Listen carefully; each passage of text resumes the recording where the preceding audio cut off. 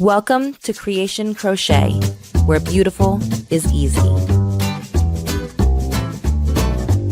Tutorial for the cross hatch stitch. Okay, so I want to go over gauge a little bit.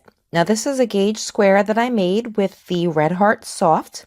So this is the gauge for our second pattern, which is the pattern we are doing in February, our poncho. And I just want to go over how we are going to measure gauge. So I'm going to take my handy dandy tape measure. I'm just going to pull that out so I have enough to measure 4 inches. Now when I measure my stitches, I want to make sure I'm beginning at the very beginning of a stitch and that I'm going to end, this row is a little bit easier here, I'm going to end at the beginning of the next stitch. So this actually works out perfect.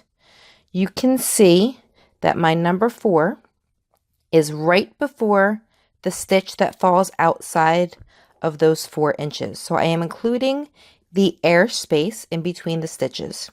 So we have 1, 2, 3, 4, 5, 6, 7, 8, 9, 10. We don't count the stitch that goes outside the 4 inches, but we do count right up to it.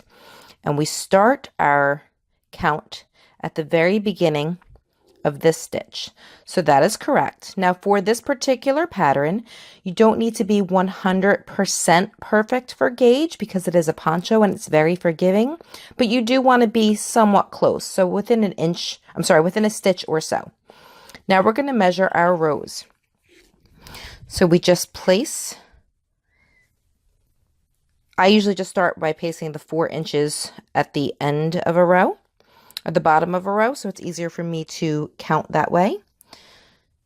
And you want to go right up to the top of that beginning row. So this is where that top of the row is, right where my mark is. And this is where the bottom of the row is, right where the 4-inch mark is. 1, 2, 3, 4, 5, and 6. So this row, even though it looks like I'm measuring this row, I'm really not. I'm measuring the very top of this row.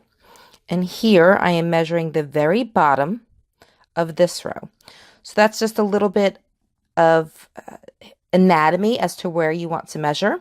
Now this gauge swatch again fits in perfectly for gauge for the poncho. However, you don't need to be 100% perfect for this particular garment.